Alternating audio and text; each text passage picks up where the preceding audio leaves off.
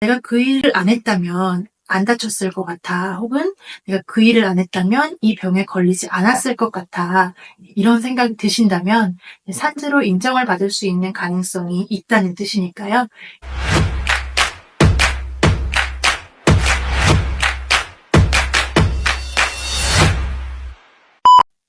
안녕하세요. 산재행정 전문 변호사 신혜원 변호사입니다. 오늘은 산재가 무엇인지, 그리고 어떤 기준을 충족해야 인정이 되는지에 대해서 아주 간단하게 한번 설명을 드려보려고 합니다.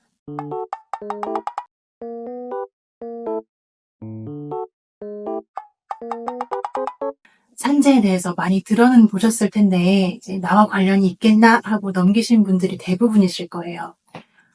건설 현장에서 일하시는 분들이나 운전 업무에 종사를 하시는 분들은 그래도 좀 주위에서 이제 산재 인정을 받았다더라, 못 받았다더라 하는 이야기를 좀 들어보셨을 것으로 생각이 되는데요. 하지만 대부분은 이제 나와는 관련이 없는 일이 아닐까 하고 지내셨을 것 같습니다. 하지만 산재는 일하는 사람이라면 누구나 그 개념을 알고 있을 필요가 있습니다. 특히 요즘은 이제 사회보장이 굉장히 증가하고 있는 것이 우리나라뿐만 아니라 이제 세계적인 추세이기 때문에 법률로 내 권리로서 지원이 되고 있는 그런 보장 정책에는 미리미리 좀 관심을 가져둘 필요가 있습니다. 먼저 산재란 산업재해의 준말이고요.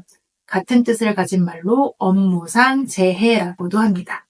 쉽게 말해서 산재는 내가 아프거나 다친 것이 이제 업무와 관련성이 있다. 즉, 업무를 하느라고 다친 것이다. 일을 하느라고 다친 것이다. 라고 말할 수 있으면 보상을 받게 될 가능성이 상당히 있습니다.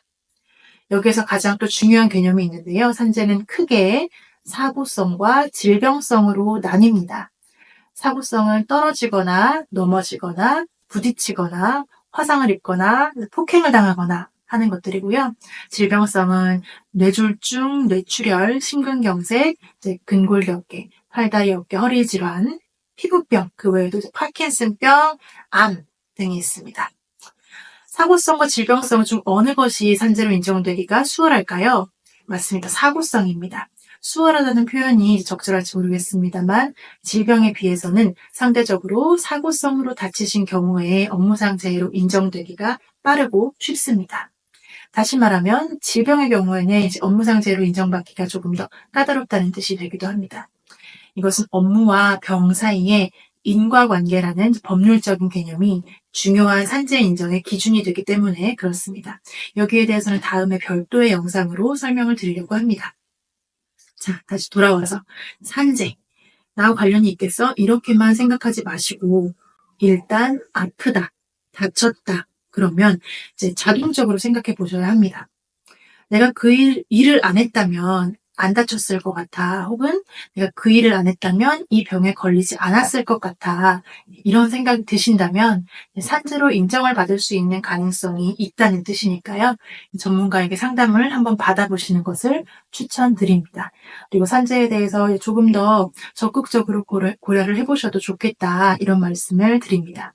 그러기 위해서는 이제 그러면 나한테 좋은 게 뭔가, 산재 보상은 구체적으로 어떤 게 있는가, 이런 것도 조금 알고 계셔야 하겠죠. 이제 그 부분은 다음 영상에서 다루도록 하겠고, 지금까지 산재의 신혜원 변호사였습니다. 감사합니다.